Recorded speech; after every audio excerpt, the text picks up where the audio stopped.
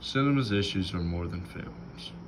The history of cinema has made an astounding impression on America's past. Without a doubt, cinema has made many films about which Americans and people around the world fantasize.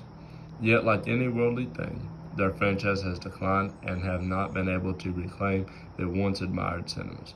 An example of failure in the cinema industry was the internationalizing of financing and therefore of cast was a disaster for Andrew Tarkovsky and the last two films of his stupendous, tragically abbreviated career. This is describing a director in his very short career in the film industry after two horrendous films. In Susan Sontag's A Century of Cinema, she states that there are still wonderful cinema movies being made, yet she believes that there is no hope for cinemas coming back to the way they first began. In cinema's past, there have been some amazing moments from films that have attracted very large crowds. Yet, the cinema's movies industry has been declining for years. There are still movies that individuals can enjoy with others. For example, Sontag states, "This doesn't mean that there won't be any more new films one can admire." Through this statement, many people can infer, even with the newer admirable films, cinemas are still not the same franchise that people once admired. The main goal of the modern day cinema is to bring back the large crowds that used to line the sidewalks of the theaters. The way they hope to accomplish this is by making new, one-of-a-kind films to draw individuals' attention.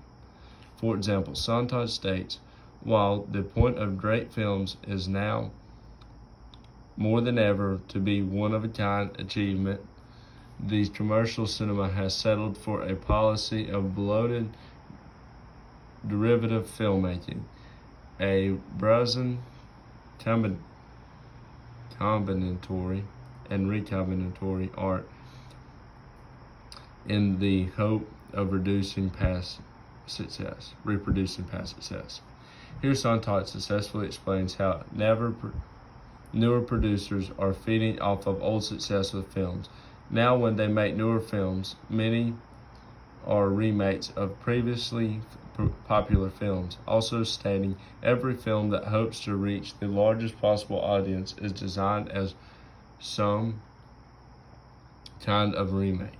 However, producing the same film with minor changes is not going to help cinema climb out of the darkness in which the industry finds itself. While Sontag claims that films have put cinema in the depressing state that they are in, other sources believe that it is more than just films from which the cinemas are suffering. David Reddish states,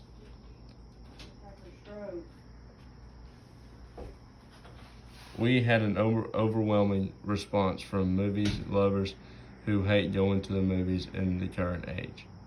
This clearly states that many movie lovers are shying away from the movies. A big reason for many people refusing to go to the movies is the movie prices. For example, in 2015, the average movie ticket price in the U.S. rose to an all-time high of $8.61. That's up 30 cents from 2013. With a 30-cent rise price within 2 years might seem small, but it adds up over time for individuals who are movie fanatics. Also, not only the movie fanatics are the ones who are turning from the cinema. Families who have a large number of people will have to pay a lot more than they wanted. Also, snack prices are outrageous. For example, a large bag of popcorn costs on average $8, even though it costs the theater about 90 cents. This is way more expensive than convenience store snacks, not to mention patrons don't want to spend that kind of money for snacks." Through Sontag's A Century of Cinema, she makes it very clear that cinema's films are not as captivating as they were once found to be. Yet this is not the only point she argues. She argues that home entertainment has really affected the cinema franchise, for example. franchise. For example, Screen Rant seems to agree with this part of Sontage's story, stating, since film no longer has a standard size, home screens can be as large as living room or bedroom walls, but you are still in a living room or a bedroom alone or with familiars. To be kidnapped, you have to be in a movie theater seated in the dark among anonymous strangers. Also, other articles seem to agree with Sontag and her claim towards home entertainment. Foremost, TV screens have grown exponentially in size even in the past few years. In 2009, for example, about 32% of TV owners had a screen 40 inches or larger. Compare that with today, where a whopping 83% of all homes had a screen over 40 inches in size. In fact, about a third of all homes now have a screen 50 inches or larger. Through the growth of television and home entertainment, cinema has suffered. Obviously, cinema has been in a dark place for quite some time. Yet Sontag still believes good films are being made today. For example, wonderful films are still being made. Mike Leigh's Naked, Jeannie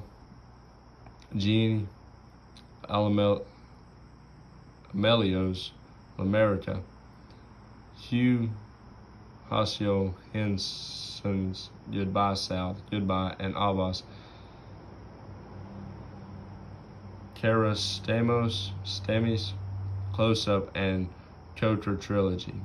Others state that there are just too many commercials broadcasted at the theaters. For example, people really hate commercials, hence the rise of the DVR, which allows viewers to speed past the advertisement during breaks in TV programming, much to the bane of the networks.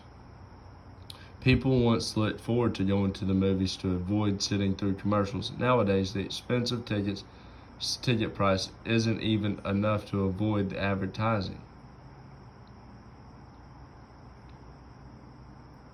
They believe it is going to take much more than a good film to bring individuals back to the movies to sit through the endurance of long commercials.